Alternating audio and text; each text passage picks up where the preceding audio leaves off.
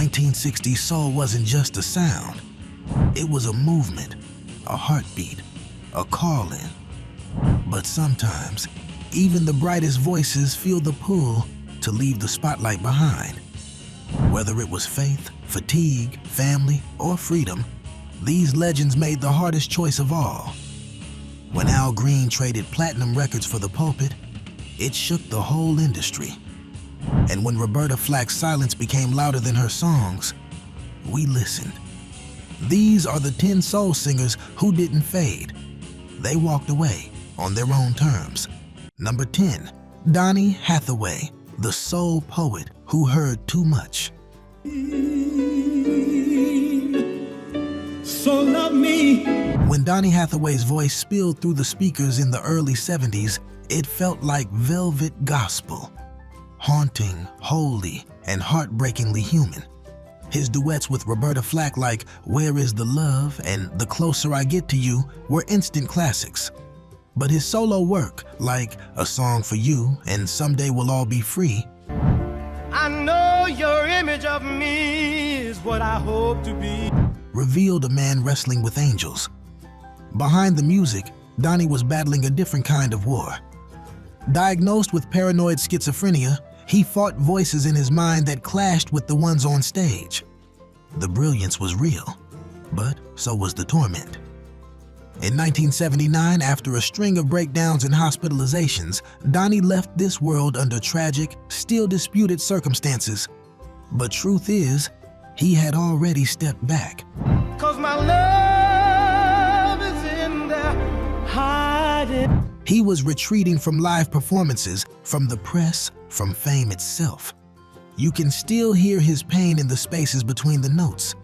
And maybe, just maybe, walking away was his only peace. If that was heartbreak in slow motion, our next artist walked out with pure conviction. Number 9, Lauryn Hill, the genius who chose silence. It could all be so simple. By the time Lauryn Hill released The Miseducation of Lauryn Hill in 1998, she was already a force. A former Fuji turned solo phenom, her voice was soulful, sharp, and searing, echoing with wisdom far beyond her years. That album wasn't just a hit, it was a revelation. It won 5 Grammys. It changed the game. But instead of chasing more accolades, Lauryn stepped away.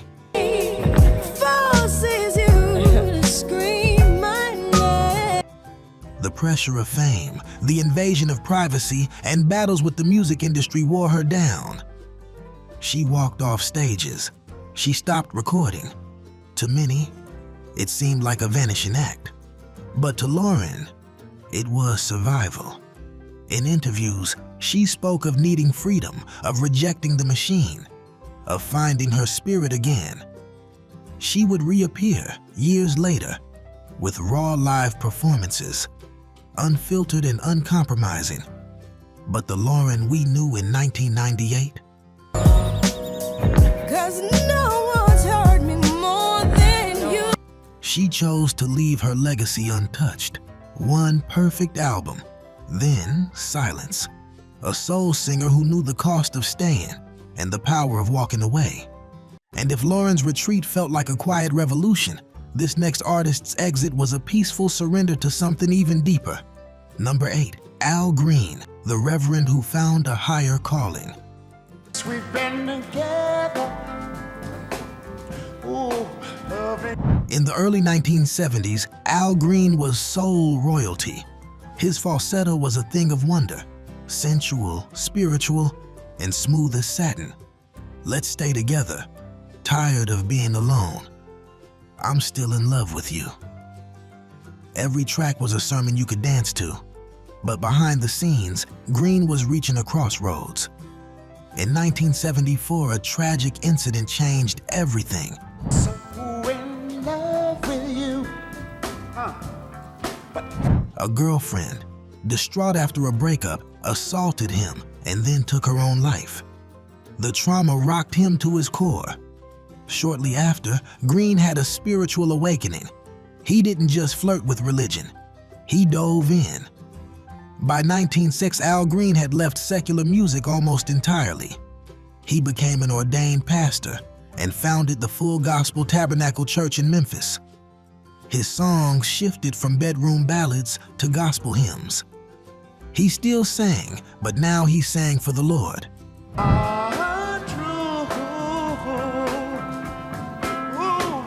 It wasn't a fall from grace. It was a transformation. Years later, he would return briefly to soul music, collaborating with artists like Questlove and John Legend. But his heart remained in the pulpit. Al Green didn't just walk away. He rose. While Al followed faith, the next artist turned inward, retreating into the shadows after a final, perfect note. Number 7, Roberta Flack, the voice that faded into stillness.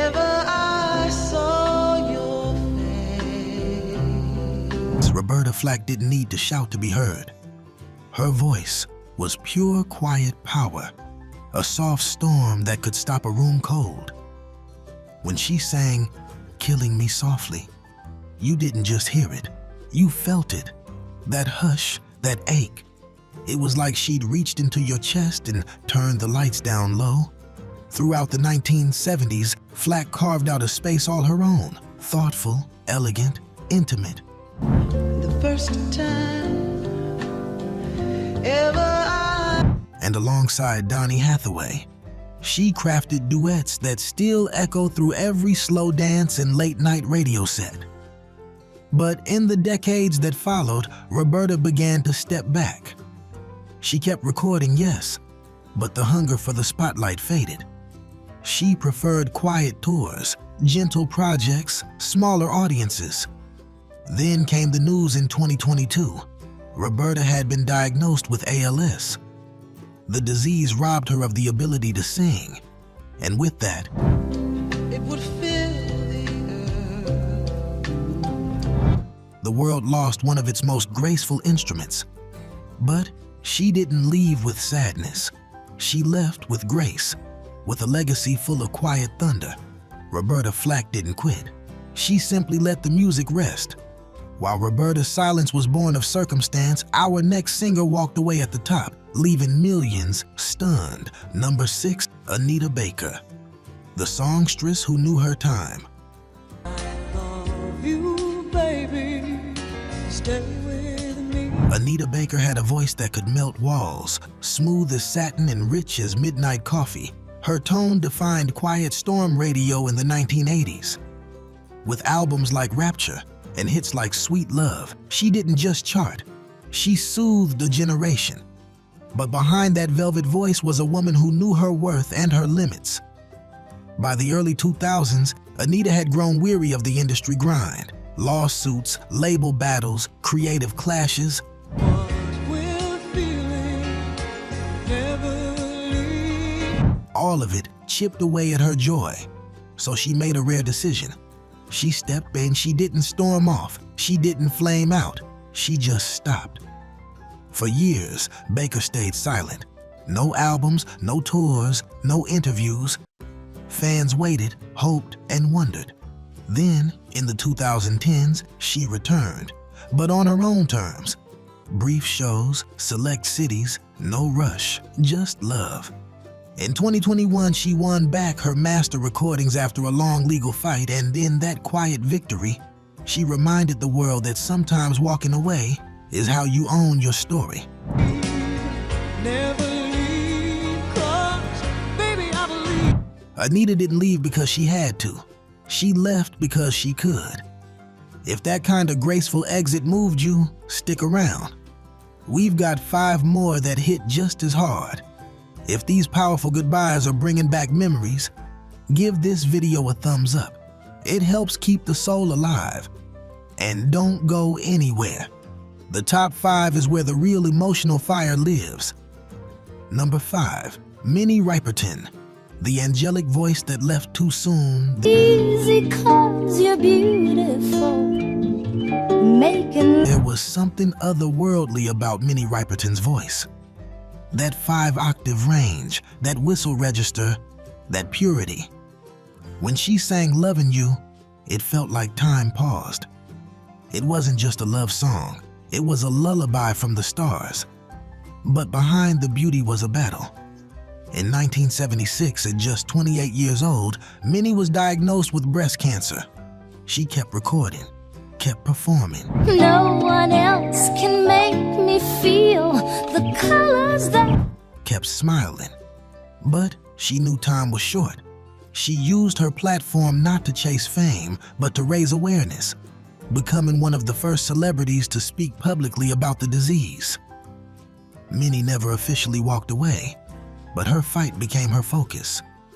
She performed seated, wrapped in strength and grace until the very end. In 1979, she passed away at just 31, and yet, she never really left.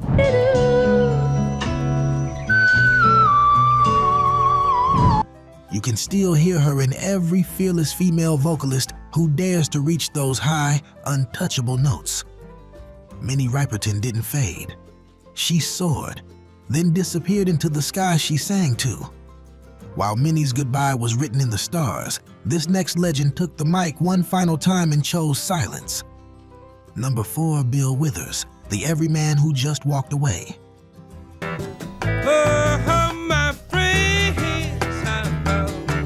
Bill Withers was never about the glitter. No fancy suits, no showy runs. Just truth, simplicity, soul.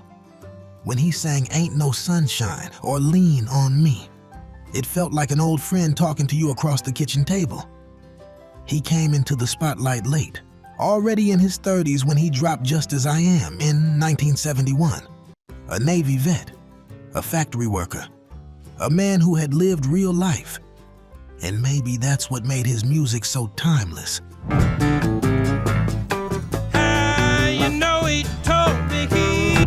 But after just 8 albums, Bill had enough. He'd grown tired of label politics and industry games.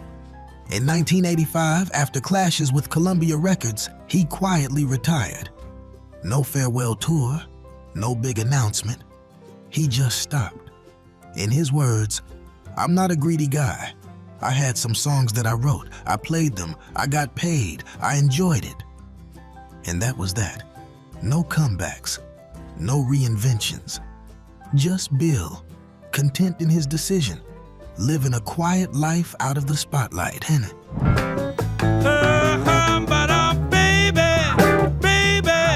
And yet, his songs, his spirit, never left us. Withers didn't walk away in defeat. He walked away fulfilled. If Bill was the soul of quiet strength, our next entry is about raw vulnerability and a departure that broke every fan's heart.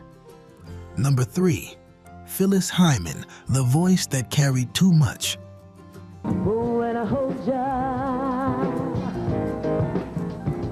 Phyllis Hyman had a voice like velvet soaked in sadness. Powerful, precise, and painfully beautiful. Her songs didn't just sound good, they ached. Tracks like You Know How to Love Me and Living All Alone told the truth too many were scared to say out loud. Throughout the 1980s, Phyllis built a loyal following. She was magnetic on stage, regal, unapologetically herself.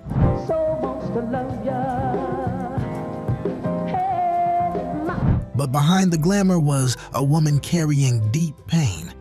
She battled bipolar disorder, addiction, and the weight of industry pressure that often failed to embrace her full brilliance.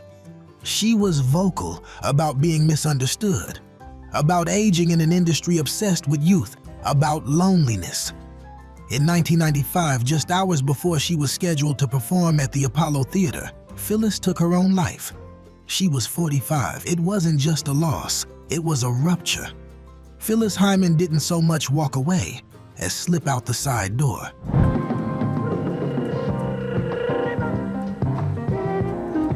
She left behind a haunting catalog and a question that still lingers. Did we listen closely enough? Her exit was filled with sorrow, but the next artist made his goodbye feel like a celebration. One final gift to the fans before fading into peace. Number 2, Sam Cooke, the pioneer who saw the bigger picture. You were gonna marry Sam Cooke was more than a voice. He was a vision. The man who bridged gospel and R&B, the one who made the sacred feel sensual and the soulful sound revolutionary. With hits like You Send Me, Cupid, and the hauntingly prophetic A Change Is Gonna Come. Cooke didn't just sing, he led. Mary, Mary Lou. By the early 1960s, Sam had built something rare: control. He owned his publishing, his label, his masters.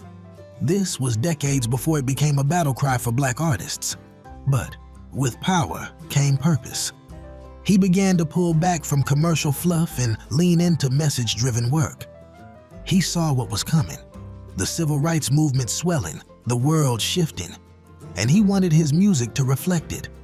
He started crafting songs for change, for truth. And then, just as he was stepping into this new powerful chapter, he was gone. Yeah, I've been here a-crying.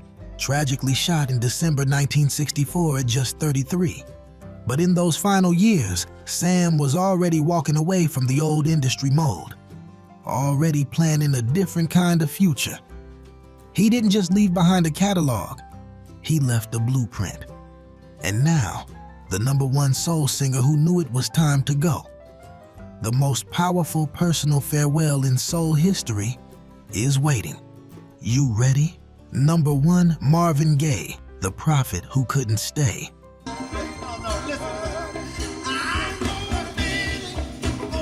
Marvin Gaye's voice could seduce, soothe, or shatter your soul, from the silky ache of "let's get it on" to the trembling prayer of "what's going on." He wasn't just singing songs, he was telling our story. The wars outside, the battles within. He gave it all. But Marvin's life was a storm. He struggled with addiction, depression, and deep family pain. By the early 1980s, the fame that once lifted him had turned into a weight. After years of turmoil, he disappeared from the spotlight.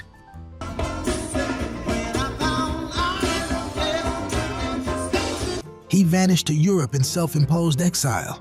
No press, no stages, just silence and searching.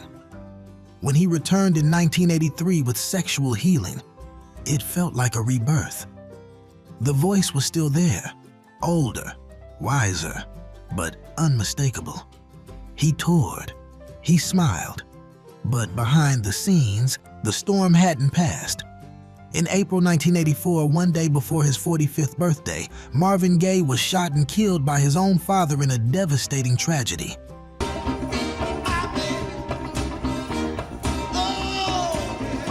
But in many ways, Marvin had already said goodbye. His final tour felt like a farewell. His lyrics had grown more spiritual, more reflective, more resolved. He didn't walk away with a press release. He walked away with songs. Songs that still echo through every street corner, every heartbreak, every cry for peace. Marvin didn't just leave the stage, he left a message. From quiet exits to bold departures, these 10 soul singers walked away not because they faded, but because they knew. They knew when it was time to let go, when it was time to protect their peace, and when it was time to leave behind something timeless. Thanks for taking this journey through voices that refuse to be forgotten. If this list stirred your heart, subscribe to keep the soul alive. More stories, more legends, more rhythm on the way. And don't stop now. Click the end screen to watch 10 flop R&B songs from the 60s that turned into hits. And let the spirit roll on. See you next time, Soul Family.